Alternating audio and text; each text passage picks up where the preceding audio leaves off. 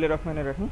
আচ্ছা, সবাই দেখেন, আজকের ঘটনা খুবই দুর্ধর্ষ, খুবই মারাত্মক একটা জিনিস দেখাবো মাইক্রোসফট এক্সেলের। সেটা হচ্ছে আমার মতে, মানে আমার এক্সপেরিয়েন্স বলে, এটা হচ্ছে মাইক্রোসফট এক্সেলের সবচাইতে গুরুত্বপূর্ণ ফাংশন, সবচাইতে গুরুত্বপূর্ণ আর সবচাইতে অ্যাডভান্স একটা ফাংশন হচ্ছে ইফ ফাংশন।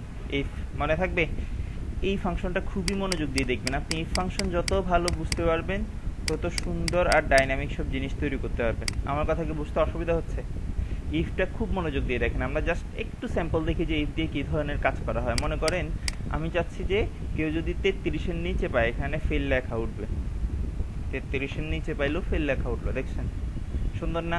আমি যদি চাই যে মনে করেন যে 33-এ এখানে ফেল লেখা উঠলে এখানে সিলেক্টেড নট সিলেক্টেড লেখা আসবে। আমি যদি চাই কেউ যদি টার্গেট ফিল আপ করে তাকে ঈদ বোনাস দিব অথবা ঈদ বোনাস দিব না, এই ধরনের যত ঘটনা আছে সেগুলো আমরা কি দিয়ে করি শুনেন। এটা জাস্ট দুই একটা আমি এক্সাম্পল দিলাম আর কি। এরকম বহুত কিছু করতে পারবেন।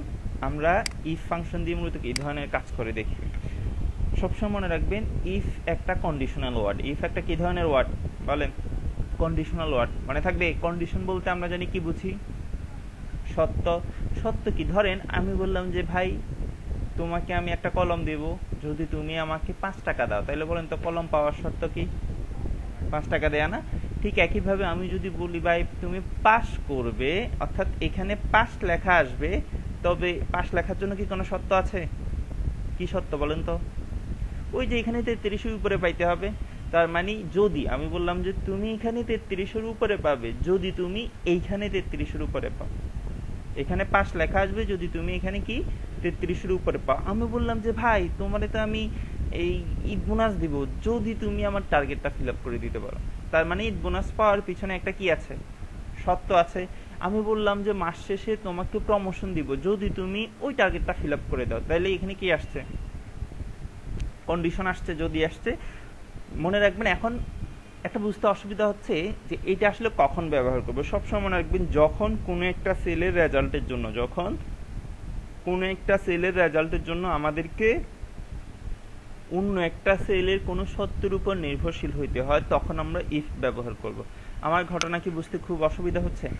তাহলে আমি কি বললাম বলেন তো? যখন কোনো একটা সেলের রেজাল্টের জন্য, যখন কোনো একটা সেলের রেজাল্টের জন্য অন্য সেলের কোনো কিছুর উপর নির্ভরশীল হইতে হয়, সত্যের উপর নির্ভরশীল হইতে হয়, তখন সেখানে আমরা কোন ফাংশন ব্যবহার করি? If function. এখন এইখানে তাইলে আমরা কেন ইফ ফাংশন ব্যবহার করব? আর এটা কিভাবে সাদা কালো হচ্ছে সেটা তো আমরা বুঝি। কিভাবে জানি হচ্ছে সাদা আর লাল? ওই যে কন্ডিশনাল ফরম্যাটিং আমরা করাইছিলাম একটা ক্লাসে। দেখেন এইটা আমরা কিভাবে বের করতে পারি। আমি সবগুলো কেটে দিচ্ছি, খুব মনোযোগ দিয়ে দেখবেন। না বুঝলে আমাকে বলবেন। শুধুমাত্র এই ছোট্ট ফাংশনটা দিয়ে অনেক অ্যাডভান্স সব ঘটনা আপনি ঘটাইতে পারবেন। আমরা অনেকগুলো জিনিস দেখবো আস্তে আস্তে। দেখেন এখানে আমাকে এখন রেজাল্ট বের করতে হবে কি? পাস অথবা ফেল। এখন আমি এখানে কোন ফাংশন ব্যবহার করব? If function. কেন ইফ? কারণ আমার ব্রেন যেটা বলতেছে যে ভাই এখানে পাস লেখা আসবে তখনই যদি এখানে 33-এর উপরে। তার মানে এই সেলের রেজাল্টের জন্য আমাকে অন্য একটা সেলের সত্যের উপর নির্ভরশীল হইতে হচ্ছে। সত্যটা কি? 33-এর উপরে পাওয়া, তাই না? তাহলে আমরা কাজ শুরু করি। ঘটনা কি বুঝতে অসুবিধা হচ্ছে? তাহলে দেখেন আমরা বিসমিল্লাহ করে শুরু করি। ইফ যদি লজিক্যাল টেস্ট। লজিক্যাল টেস্ট কি? এই জিনিসগুলো মনে রাখবেন, যে কমান্ডগুলো মনে রাখবেন। লজিক্যাল টেস্ট হচ্ছে যখন কোনো একটা সেলে, অর্থাৎ ওই যে বললাম না একটা সত্যের উপর, এখানে মূলত আমরা সত্যটা দিব। বললাম না যে একটা সত্যের উপর নির্ভরশীল হয়ে ফলাফল দিবে। তো সত্যটা কি? আমি বলবো যে এই সেল যদি কি হয়? বড় হয় অথবা কত হয়? সমান হয়। বুঝতে অসুবিধা হচ্ছে? গ্রেটার দেন বড় হয় অথবা সমান হয়। কত থেকে বড়? 33 থেকে যদি বড় হয়। বলেন তো আমার কি আর কোনো সত্য আছে? এটা না? শুধু এটা না যে এই সেল যদি 33 থেকে বড় অথবা সমান হয়। এরপরে যদি আমি বলছিলাম যে যখন আমি কাস্টম নিজে থেকে কিছু একটা লিখতে যাব তখন ডাবল কোটেশন, মনে আছে?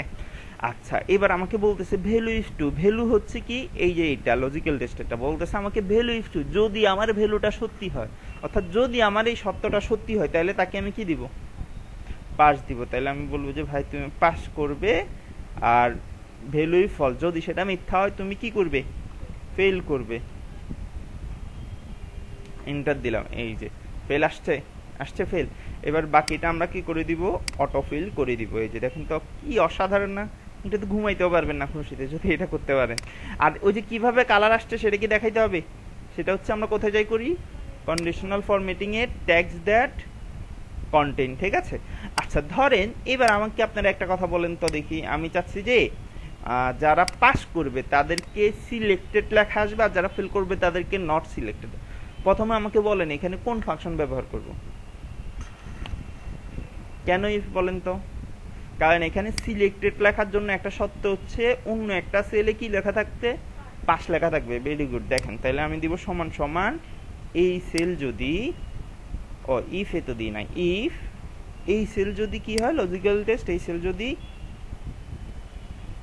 বড় হয়, এখানে তো ফেল থেকে তো বড় হওয়ার কিছু নাই, তাহলে এখানে কি হবে, সমান হয়, কি সমান হয়, সমান হয় কি সমান বলেন, ডাবল কোটেশন দিয়ে আমি বলবো যে যদি পাস লেখা থাকে, এরপর হচ্ছে ভ্যালু ইফ টু, যদি এটা সত্যি হয় তাহলে তার কি দিব, সিলেক্টেড, সিলেক্টেড, আর যদি মিথ্যা হয় তাহলে তাকে আমি দিব কি, নট।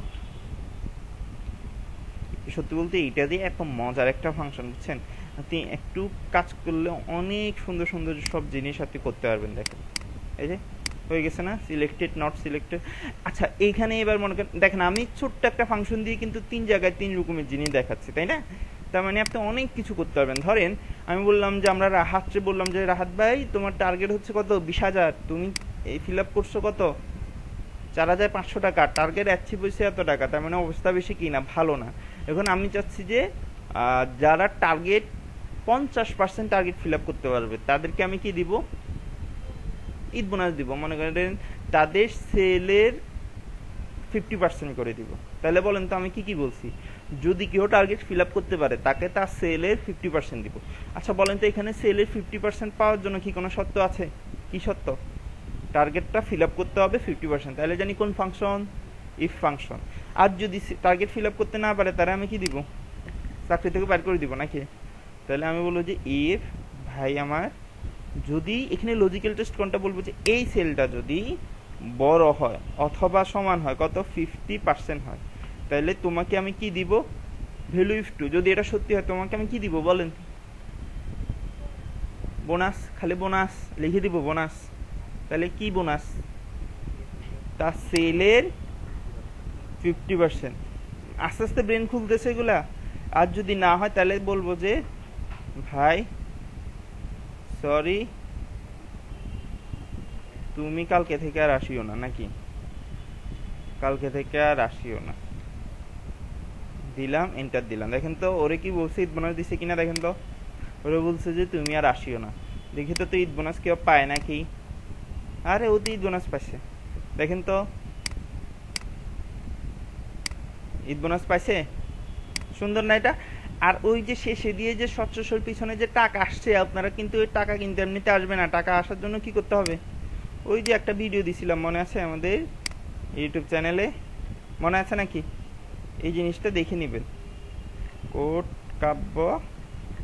কাব্যর ইউটিউব চ্যানেলে গেলে একটা ভিডিও পাবেন, ভিডিওটার নাম কি জানি, এটার নাম কি দিছি বলেন, এক্সেলের এতে এখানে গেলে এই যে কাস্টম ফরম্যাট দেখা যাচ্ছে কিভাবে আমরা এটার নিচে কি দিব, নাম্বার দিব, এরপরে পিস লিখবো, টাকা লিখবো, টিকে লিখবো, যত ঘটনা আছে এই জিনিসগুলো আমরা দিতে পারবো। তাহলে আমাদের এইটা নিয়ে কারো কোনো দুঃখ আছে, আপাতত এইটা দিয়ে আমরা বহুত ঘটনা দেখবো, আস্তে আস্তে দেখবেন যে খুশিতে মরে যেতে পারে। তাহলে আজকের ঘটনা আমরা এখানে কি শুভ সমাপ্তি ঘোষণা করতেছি।